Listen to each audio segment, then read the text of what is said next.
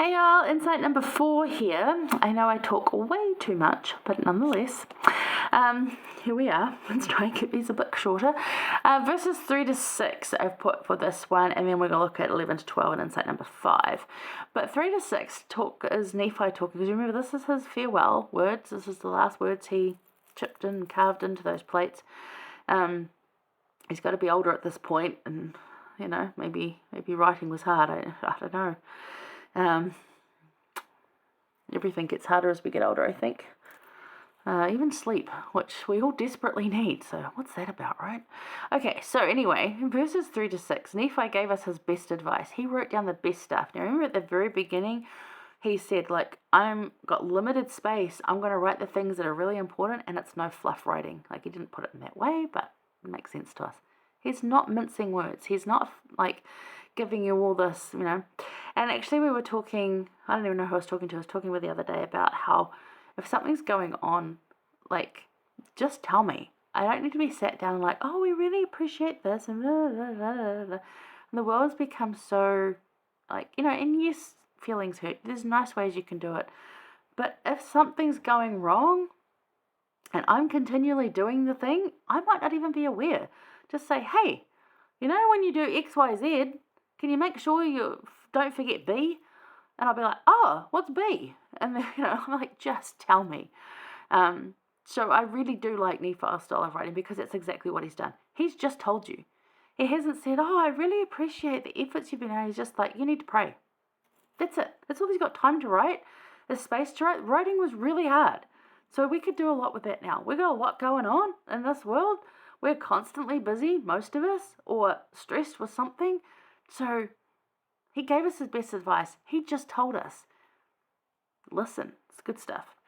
So what resonated with you the most out of all of this? So much of this resonated with me. I think this time around, the fact that, even just last week, saying that the work and the wonder, I always just thought it was the Book of Mormon, but actually figuring and feeling there that it's everything to do with the restoration of the gospel, because that makes a whole lot more sense to everything that we know at this point in time. So I'm just that probably really resonated with me, that I had always read it as just the Book of Mormon, but actually if you do a deeper reading, it's way more than that.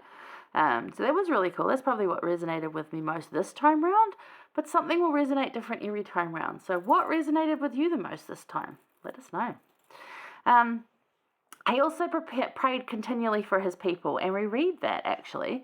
The first one talks about that he wrote the things which were needful, which we already know.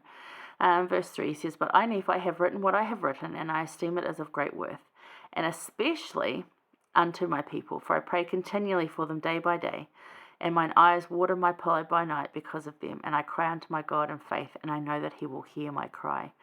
And in verse 4, I know that the Lord God will consecrate my prayers for the gain of my people, and the words which I have written in weakness will be made strong unto them.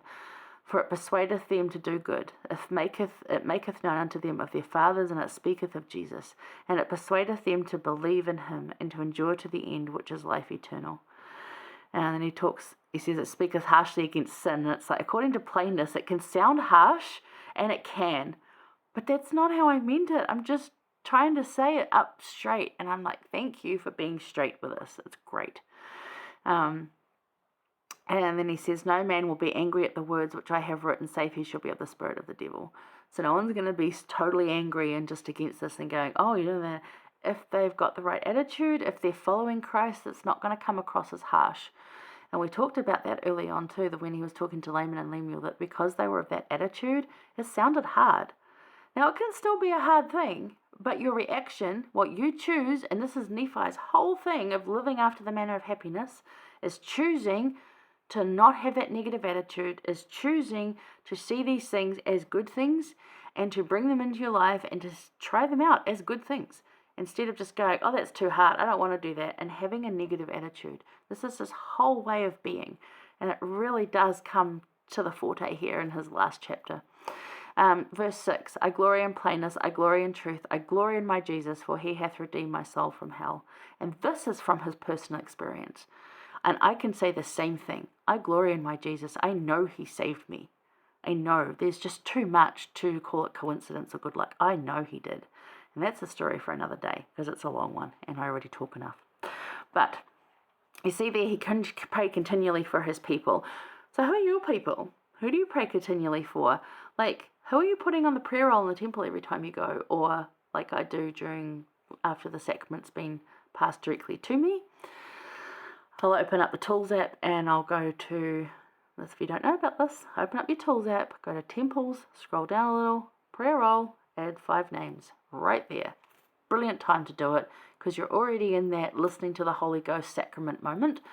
Listen to people, reach out with your mind, who needs this?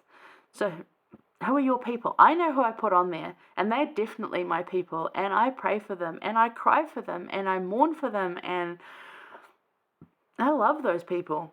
So who are your people? And do you have faith God will hear your pleas for them? I do, and I've seen the difference in their lives, and I'm very grateful for that.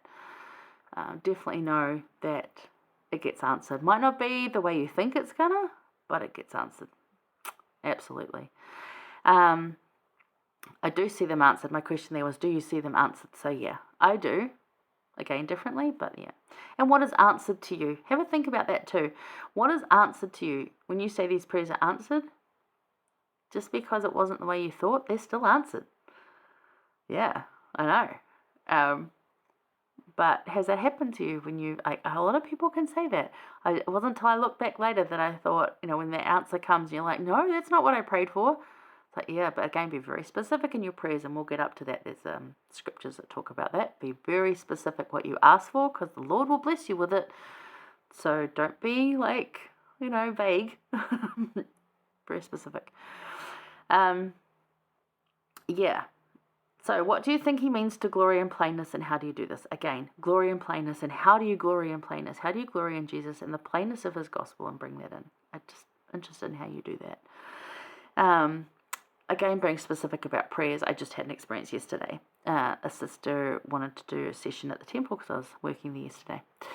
And she's going to do one. She didn't have a name, and she's like, oh, I'm just so tired. I need something to wake me up. Maybe I'll just pray for a bit of sharp back pain that'll wake me up. And I was like, no, don't do that, because he'll give you that. If that's what you're wanting, don't ask for that. That's a really bad idea. Ask for this just illuminating joy and goodness that gives you a buzz, and that'll wake you up the same way, but in a really good, happy, euphoric way, not a pain in the back way, because that's just no. And she's like, oh, that's much better, yes. And obviously you can see she was that tired, her mind wasn't thinking properly. But anyway, we encouraged her to go off and do a session. I didn't see her afterwards, so I'm really hoping that worked for her. But again, just to think about what you're going to pray for and be very specific on the things. There's a lot of prayers of mine that have been answered, and I've been like, that's not what I prayed for. And actually, if you look back, it was exactly what was needed.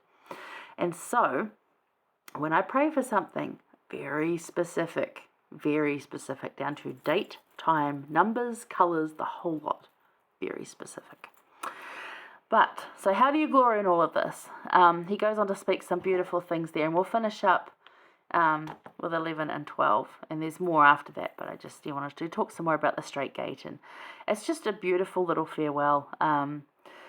He talks so much of Christ and witness of Christ that it just, if I was to look back, and the way he talks about what he wrote in verse 4, I would love people that I leave behind when I go to look back at what I've written in journals and diaries and lessons and what I've recorded online and kept up. It's all on YouTube and it's out there on social media. It's there forever, right? And some of them aren't great. Some of them are messy and not organized and incoherent at times, most times. But then there's some that, you can really see. I would pray that you can see testimony of Christ, that you would feel that I know Christ. So that's why I do that too. And I looked at what Nephi put there, and I'm like, I would love that too, of anyone I left behind, to know that they could look at that and know that. So I like that too. I really have loved Nephi. So we haven't quite finished yet, so hang around. We'll go over and look at 11 to 12, and we'll finish up there. I'll see you there.